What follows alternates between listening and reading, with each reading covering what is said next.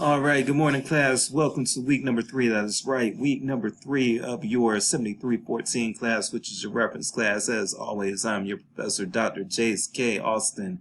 And what we were going to do this check-in video is we are going to give some quick state of the course updates, and then from there we are going to just make sure you all know how to use the library's interlibrary loan and journal finder features.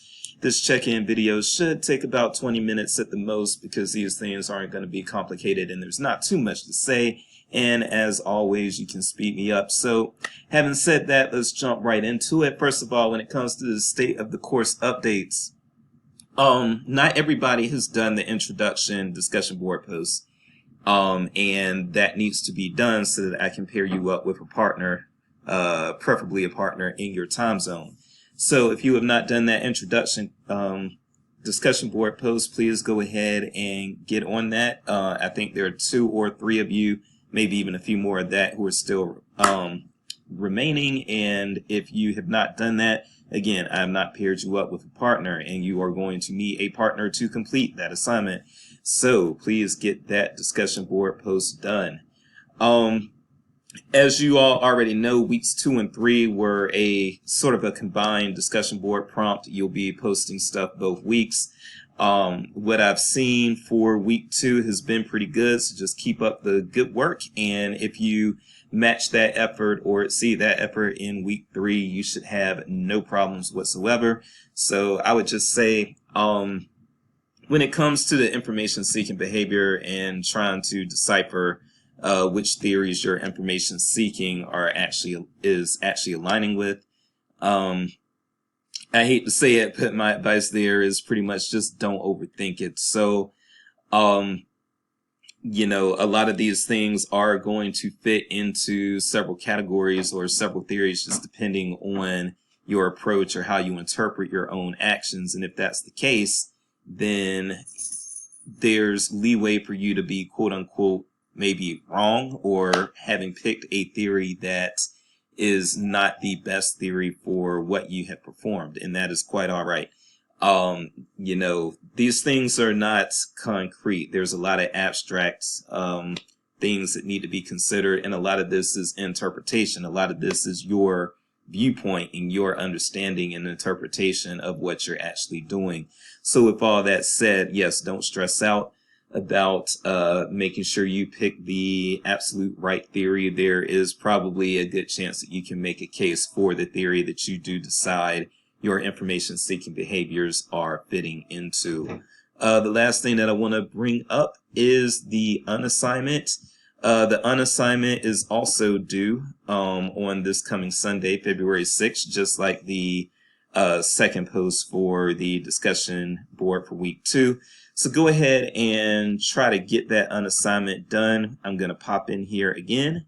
And as you can see, first of all, 2 of your classmates have already completed the unassignment. So to those of you who have, the 2 of you who have already done it as of this recording, you did exactly what I was looking for. So for your classmates, if you're looking for examples, of course, there is an example in the prompt, but you can also look at the work of your previous 2 classmates, the first 2 classmates, and what they have done also fits what I am needing or asking you to do.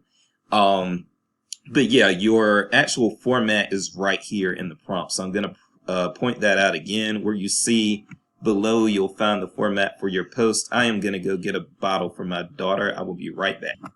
Okay, yes. So as you'll see here, like I say, below you have a format that you're going to follow. And yeah, basically you are going to replace what you see for cables, which I did in the example, and you're going to replace all that with the information relevant to your particular database that you have been assigned. The database assignments are here. Now, I do have some new students who have come in from one of the other sections that got canceled. So if you are not listed here, then again, I need you to contact me as you're trying to get caught up. I need you to contact me and let me know that you haven't been given a database assignment so that I can assign you one.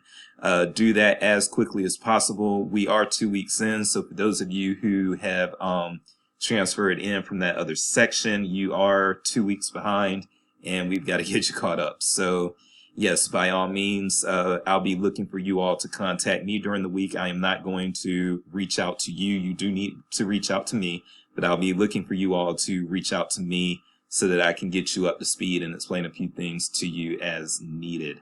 All right, that is pretty much it for state of the course. From there, what I'm going to do is I am going to make sure we know about interlibrary loans. So let's make sure that, well, actually, let's pause and let's get to the library website.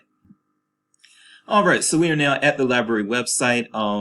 And by the way, yes, if you are visiting the library in person, please continue to mask up as of right now. And the library website, in case you just want to plug it in ever, is library.missouri.edu.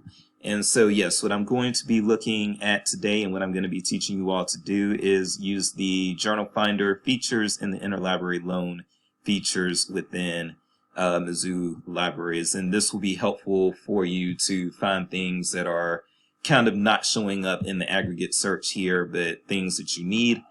And yeah, doing this is going to help you with research and putting together papers, not just in this class, but in all of your classes here at CISL. All right, so let's go for an example. We're going to do the Journal Finder thing first. And really, when you are doing your own research, you're probably going to want to try to do Journal Finder before you actually attempt to do interlibrary loan. That is the best order of going through things, because if you do interlibrary loan, a lot of times that'll take about 72 hours to complete. All right, so let's go ahead and let's get an example. I'm going to pause and pull up an example here. Okay, so depending on how you're operating and what you're trying to do, Google Scholar can also be your friend, in addition to the library, of course, being your friend. And so you can find a lot of good things on Google Scholar, but just like using regular Google, there's also a very good chance that you're going to run into a lot of irrelevant results.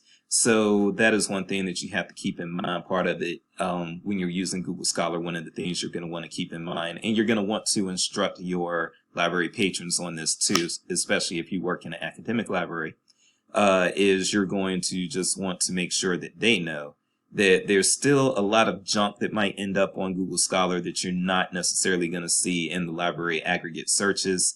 And also, you are going to probably have to do a lot more in the way of parsing through your results and just making sure that you are finding all of the relevant results. But a lot of times you are, with Google Scholar, going to find a lot of irrelevant stuff before you find the relevant stuff. So these are some things that you have to keep in mind.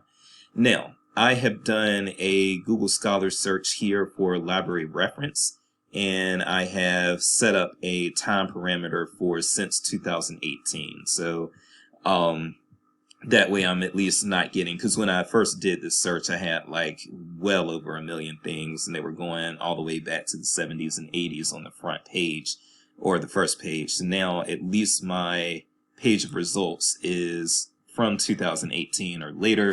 And so that gives me some things that are just more, I would say, more pertinent, more relevant to what we are doing in the current day and age in library reference. Now, what you're going to see here is that a lot of these things, that they have these little links to the side, it means that those things are open access. They are available for somewhere on the web, and you don't actually have to go through a library or a paywall or anything like that to access those materials. So for instance, and I'll look at this first one right here, the IFLA library reference model. IFLA is a international organization for libraries, by the way, if you're not aware. So it is good to know that, and you may want to actually Google IFLA, IFLA, so that you can learn some of what they do, because it is very important to know the different library organizations. And trust me when I tell you, there are a ton of them.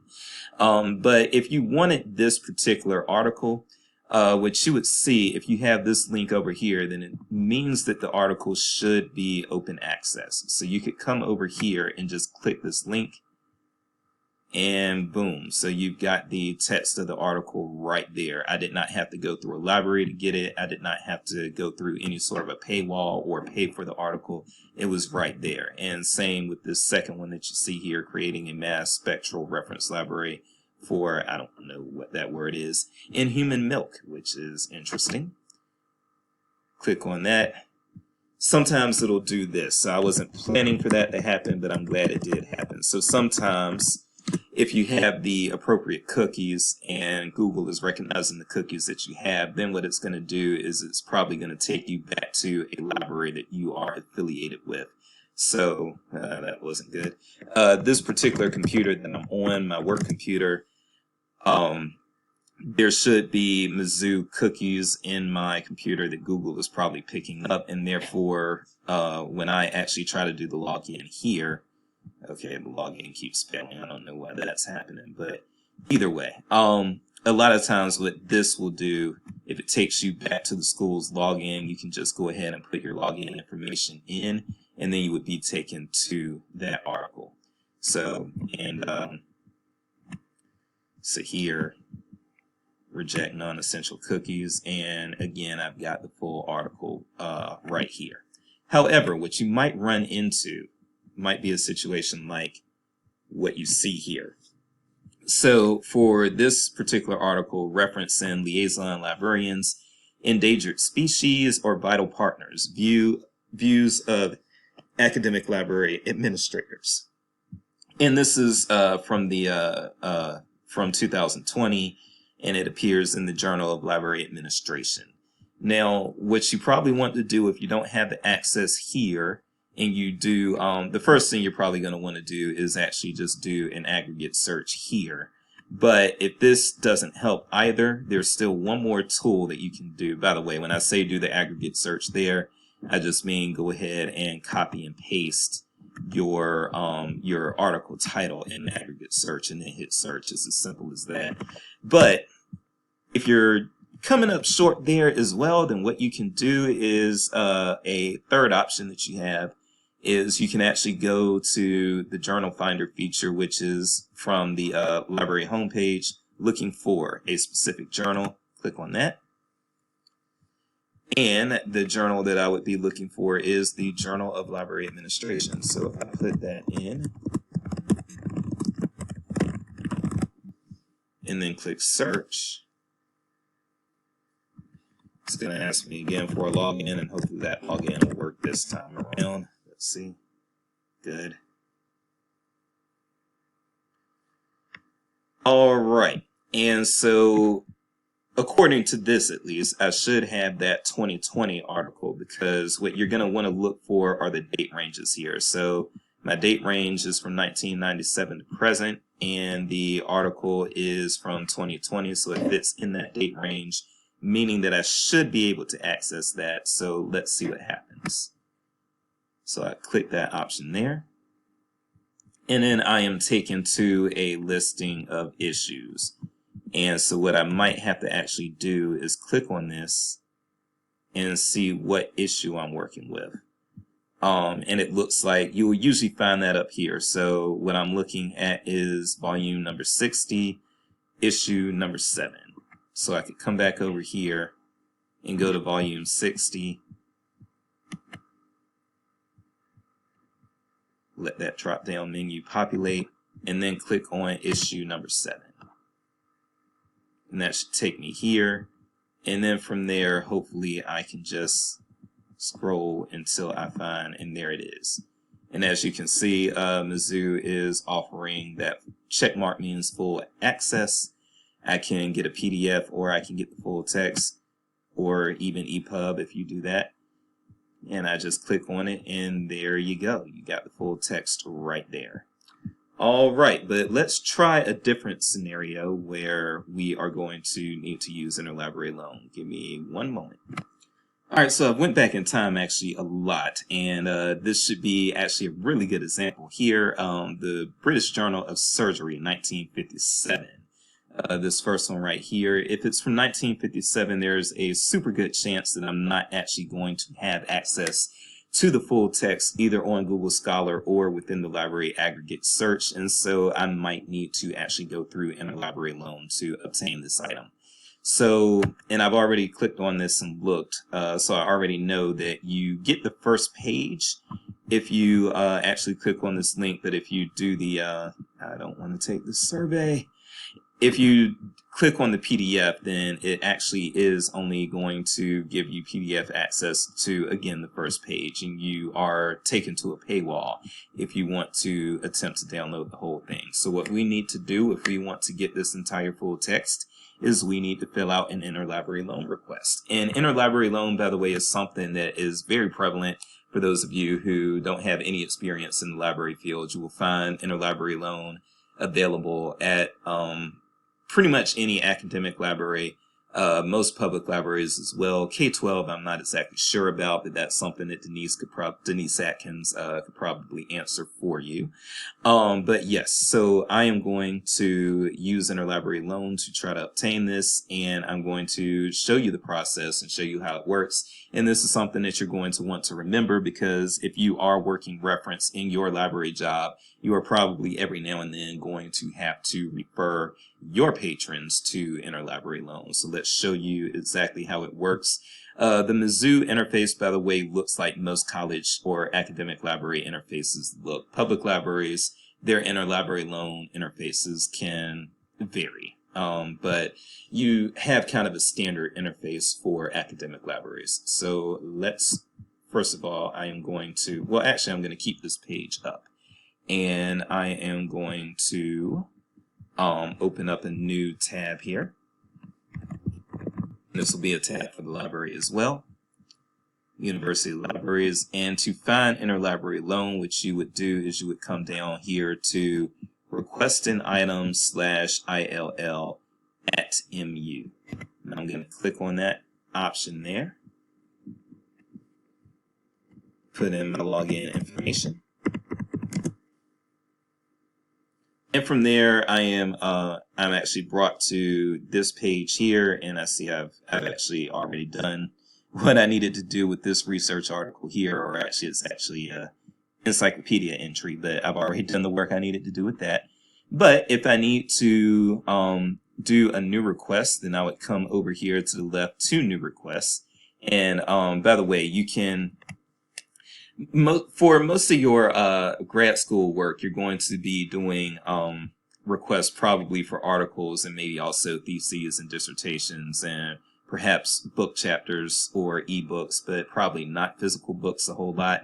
However, you can get those types of materials too. So Interlibrary Loan even gets you access to physical books, and it's used for that a lot, especially by professors of history in particular, but a lot of other people as well. And then in the public library, if your public library has Interlibrary Loan, then yes, a lot of times people are trying to get physical materials with that Interlibrary Loan service. But we are looking for an article, so we are going to select articles because that's what we're looking for. If we were looking for a thesis or dissertation, we go there, a book chapter there, and a ebook there. So let's go to request a new article. And the only fields that you actually have to do are the fields with those asterisks beside them. However, I would say that you should probably populate as many of the fields as you can, because if you populate all of the fields that you can, then that helps the process move a lot faster. And again, most interlibrary loan requests at Mizzou are handled within 72 hours, but they can take a lot of times, well, not a lot of times, they can take very infrequently up to 2 or 3 weeks. Also, physical materials tend to take longer, so keep that in mind. But what we need to do is just go ahead and start populating these fields. So the title of the journal is again going to be the, actually I'm gonna, yeah, there it is, the British Journal of Surgery. So you see that right there too, the British Journal of Surgery. We can plug that in there.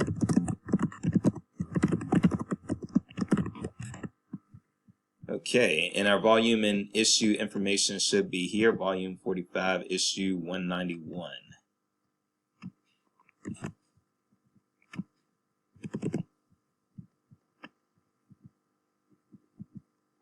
That is a very high issue number, by the way.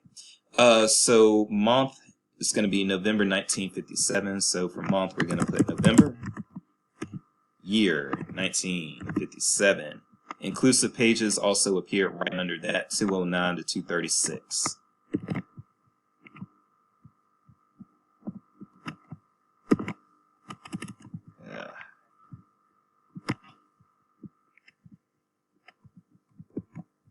That's better. ISBN, I'm going to skip all that. Call number, same. You're probably not going to have a call number with a lot of your journal articles anyway. And then the article title that I want. That is very important, and I'm going to pull this from here. Probably just going to copy and paste. Okay, not wanted after date. A lot of times you're going to just want to give them a good solid 2 weeks. So what I'm going to do is I'm going to do February the 14th, Valentine's Day. Will you accept the article in a language other than English? Usually you're going to leave that at no, but there are, of course, times that you're going to want to leave that at, or change that to yes. And from there, you just submit the request. So what you'll have, it'll take you right back to this home page here.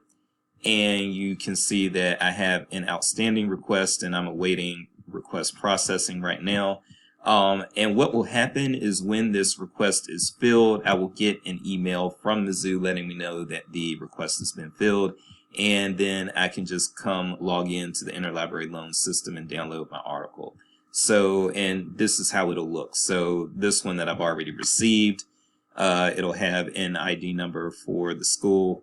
It'll have these are only available for a limited amount of time because it's a copyright issue, so I would no longer be able to access this on February the 11th, but I can view it and download it now, and the way to do that would just be to select view, and it's going to appear here, and then I can download if needed, but of course I'm not going to do that right now. And that is how Interlibrary Loan works. So you have seen Journal Finder and Interlibrary Loan in today's video. And I did go over 20 minutes, but I at least kept it under 25 minutes. So I guess praise goodness for small victories. With that said, I am going to go ahead and end it here now so that I'm not taking up any more of your time. Go ahead and get those unassignments done for me, and also get those the week 3 component of the discussion board post done for me. And then also, again, if you are new, just joining the class, or have not been assigned a partner for the virtual reference assignment, then go ahead and email me, austinj@missouri.edu, any place, anytime, anytown. I am Dr. J's Peace and Grace, and I will see you next week. Thank you.